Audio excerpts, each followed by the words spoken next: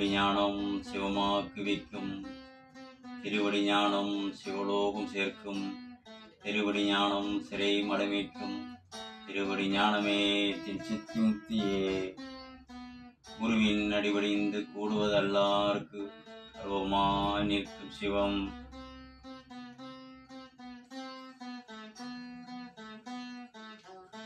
காப்பான கருவூரார் போகநாதர், கருணையுள்ள அகத்தீசர் சட்டைநாதர், மூப்பான கொங்குணரும் பிரம்மசித்தர், முக்கியமாய் மச்சமுனி நந்திதேவர், கோப்பான கோரக்கர் பதஞ்சலியார், கூர்மையுள்ள இடைக்காட சண்டிகேசர், வாப்பான வாதத்திற்கு ஆதியான வாசமுனி கமலமுனி காப்புதானே.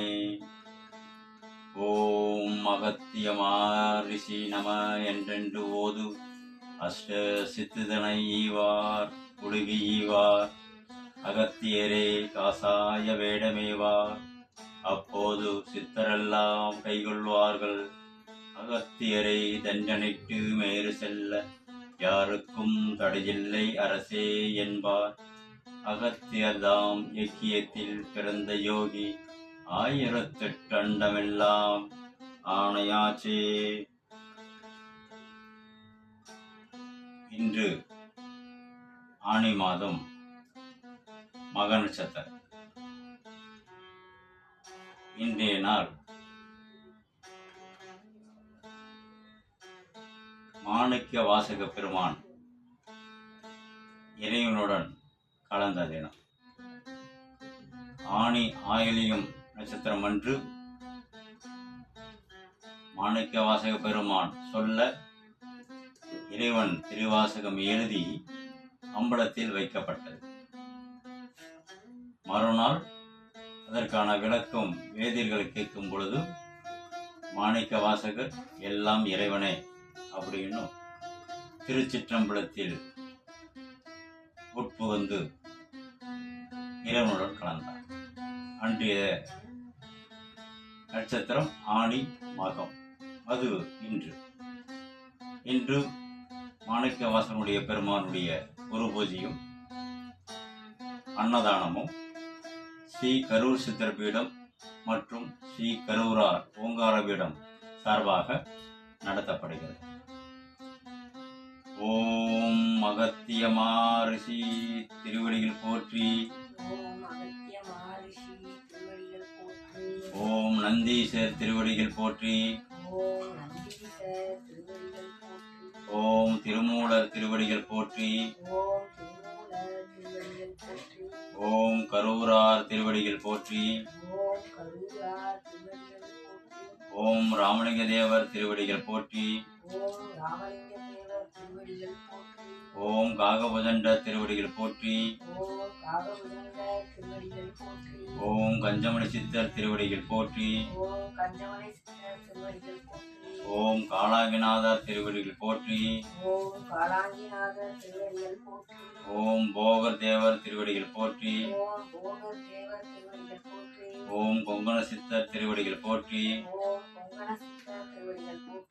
ஓம் சட்டமணி சித்தர் திருவடிகள் போற்றி, ஓம் மாணிக்க வாசக பெருமானே தேவாய நம. ஓம் மாணிக்க வாசக பெருமானே தேவாய நம.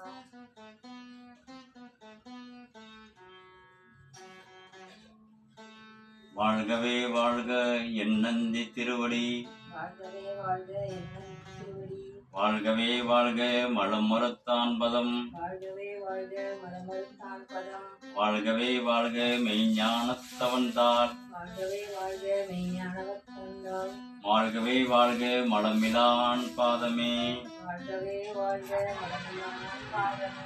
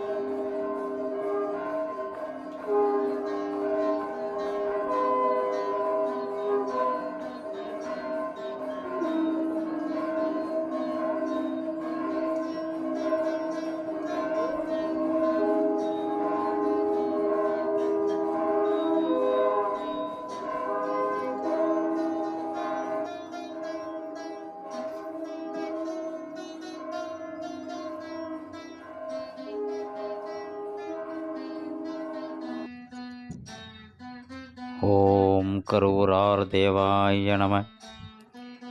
ஓம் கருவூரார் தேவாய நம. ஓம் கருவூரார் தேவாய நம. ஓம் மாணிக்க வாசகர் தேவாய நம. ஆனி மாதம் மக நட்சத்திரத்தில் மாணிக்க வாசக பெருமான் இறைவனுடன் ஐக்கியமான தினம், அதாவது முக்தி அடைந்த தினம். இவருடைய இயற்பெயர் வாதவூரடிகள். மதுரையில்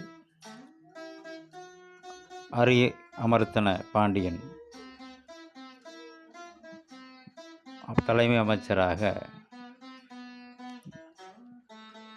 பதவி வகித்தவர். இறைவனுடைய திருக்காட்சி கண்டவுடன் அவரிடமே சரணடைந்து அவரிடம் திருவடி தீட்சை பெற்று முழுமையாக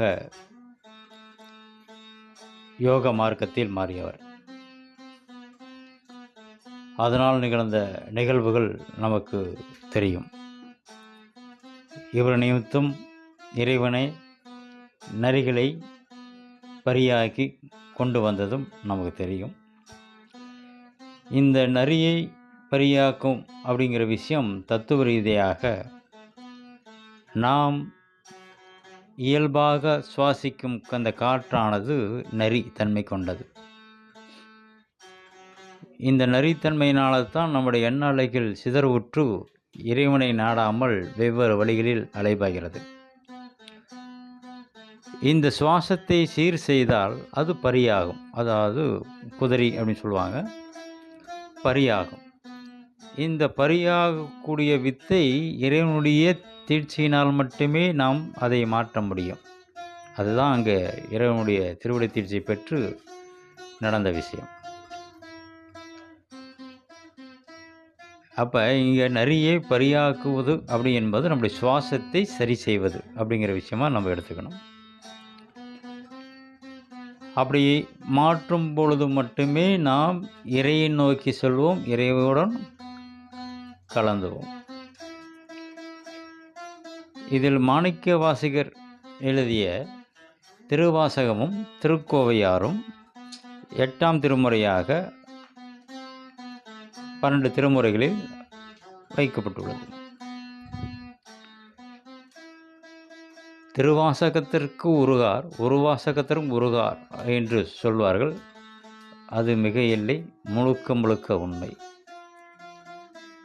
நாம் அதில் ஒவ்வொரு வரியும் படிக்கும் பொழுதும் நமக்கு அப்படி ஒரு உருக்கம் ஏற்படும். இதற்கு வள்ளல் பெருமானே திருவாசகத்தை பற்றி ஒரு உயர்வாக 2 பாடல் பாடியிருக்கிறார். மாணிக்க வாசகா, நின் வாசகத்தை நான் கலந்து பாடுங்கால், நற்கருப்பம் சாற்றினிலே தேன் கலந்து பால் கலந்து செழுங்கனி தீஞ்சுவை கலந்து என் ஊன் கலந்து உயிர் கலந்து ஓட்டாமல் இனிப்பதுவே. வாட்டமில்லா மாணிக்க வாசகா, நின் வாசகத்தை கேட்ட பொழுது அங்கிருந்த கீழ்ப்பறவி சாதிகளும் வேட்டமுறும், பொல்லா விலங்குகளும் மெய்ஞான ஞாட்டமுறும், என்னில் இங்கு நான் நடைதல் வியப்பன்றே என்று திருவாசகத்தினுடைய உயர்வை அவ்வளவு சிறப்பாக சொல்கிறார். முக்கியமாக யோகத்திற்கு திருமந்திரமும் பக்திக்கு திருவாசகமும் படிக்க வேண்டும் என்று அறிவுறுத்தியவர் வள்ளல் பெருமான். அப்பேற்பட்ட அந்த திருவாசகத்தில் 658 பாடல்கள் உள்ளன. மொத்தம் 51 பகுதிகளாக பிரிக்கப்பட்டுள்ளது. இந்த 658 பாடல்கள் என்பது இந்த சிவபுராணத்திலே ஒரு மறைமுகமாக ஒரு குறிப்பு வைக்கப்பட்டுள்ளது. நமச்சிவாய வாழ்க, நாதந்தாள் வாழ்க, அப்படி வாழ்க வாழ்கன்னு 6 தடவை வரும். அடுத்தது வெல்க அப்படிங்கிற விஷயம் 5 தடவை வரும். போற்றி என்பது 8 தடவை வரும். இதுவே இதில் மொத்தம் 658 பாடல்கள் உள்ளன என்று மறைமுகமாக அங்கே வகுக்கப்பட்டுள்ளது. இவருடைய காலத்தில் இந்த யோகத்தை முடித்து சிதம்பரம் வருங்கால் ஓர் அந்தணர் இவரிடம் மாணிக்க வாசகன் வந்து நீ பாடிய பாடல்களை வந்து பாடு, நான் அதை கேட்க வேண்டுங்கிறார். அப்போ மாணிக்க வாசகபுரம் சொல்கிறார், சரி நான் சொல்ல சொல்ல நீங்கள் எழுதுங்கள் அப்படின்னு சொல்லும்போது திருவாசகத்தை சொல்ல சொல்ல பெருமானை எழுதுகிறார். அவருடைய வேண்டுகோளுக்கெனக திருக்கோவையாரும் திருச்சிற்றம்பலத்தை நோக்கி பாட சொல்லி அதுவும் எழுதுகிறார். இது நடந்தது ஆனி மாதம் ஆயில்ய நட்சத்திரம் அன்று. அதை எழுதி சிதம்பரம் சிற்றம்பலத்தை வைத்துவிட்டு இறைவன் மறந்து விடுகிறார். அடுத்த நாள் ஆனி மகம் அன்று அங்குள்ள வேதியர்கள் அந்த சுவடி கட்டு பார்த்து அதில் என்ன விளக்கம்னு சொல்லி மாணிக்க வாசக பெருமானை கேட்கிறார்கள். அதனுடைய பொருள் இறைவனை என்று சிற்றம்பலத்தோடு கலந்து விடுகிறார் எம்பெருமான். இந்த திருவாசகம் யோகம் சார்ந்த விஷயமாகும். சிவபுராணம் ஒன்றே போதும். சிவபுராணத்தை நாம் முழுமையாக உணர்ந்து கொண்டால் இறைநிலையை அடைய முடியும். இதில் முக்கியமாக சிவபுராணத்தில் ஒரு விஷயம் சொல்லப்படுகிறது. ஓராதார் உள்ளத்து ஒளிக்கும் ஒளியானே அப்படிங்கிறார். அதாவது நினையாதொரு மனதில் மறைந்து கொள்பவனா. அப்போ நினைக்கணும், அது ரொம்ப முக்கியம். நினைத்தால் மட்டும்தான் நாம் அந்த நிலையை அடைய முடியும். இறைவன் வெளிப்படுவான். இப்போ நம்மளால் படிக்கணும், இல்லை இந்த வழியில் நடக்கணும், எனக்கு தெரியாது அப்படின்னு நம்ம புலம்பதை விட மாணிக்க வாசக பெருமான ஒரு எளிமையான வழியை சொல்கிறார்.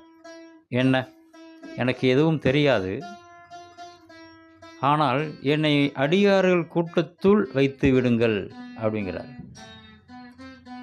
இப்போது கோயிலுக்குள்ள எல்லாம் ரொம்ப கும்பலாக இருக்குது, நம்மள போகிறதே சிரமம். ஆனால் அந்த கூட்டத்துள் நின்னால் எப்படி இந்த கும்பலாக நம்ம உள்ளார நுழைஞ்சிருமோ, அதேமாரி அடியார் கூட்டத்தில் வைக்கும் பொழுது அவர்கள் உன்னை போற்றுவார்கள், அதை நான் கேட்பேன். அவர்கள் உன்னை நோக்கி நகருவார்கள், நானும் சேர்ந்து நகருவேன் அப்படின்னு எளிய உபாயம் சொல்கிறார்கள். அதுதான் நம்ம சத் சங்கத்துடன் சேர்ந்து இருக்க வேண்டும் என்பது சொல்வது. சத் சங்கம் என்பது அடியார்களுடைய கூட்டத்தில் இருப்பது. அடியார் கூட்டம் என்பது இறைவனை போற்றுபவர்கள், இறைவனை பற்றி பேசுபவர்கள், இறைவனை மட்டும், இறை சிந்தனை மட்டும் உள்ளவர்கள். அப்போ இதை நாம் பின்தொடர்ந்தால் நமக்கு நல்ல நிலை கிட்டும், இறைநிலையும் கிட்டும். இவ்வாறு யோகத்தின் மூலம் இறைவனுடைய நிலையை இறைவனுடன் கலக்க முடியும் என்பதை மாணிக்க வாசக பெருமான் நமக்கு உணர்த்திருக்கிறார். இந்த ஆணி மகத்தில் மாணிக்க வாசக பெருமானை வணங்கி நாமும் இறைவனை வழிபடுவோம். ஓம் மாணிக்க வாசக பெருமானை. ஓம் கரூரார் தேவாய நம. ஓம் கரூரார் தேவாய நம. ஓம் கரூரார் தேவாய நம.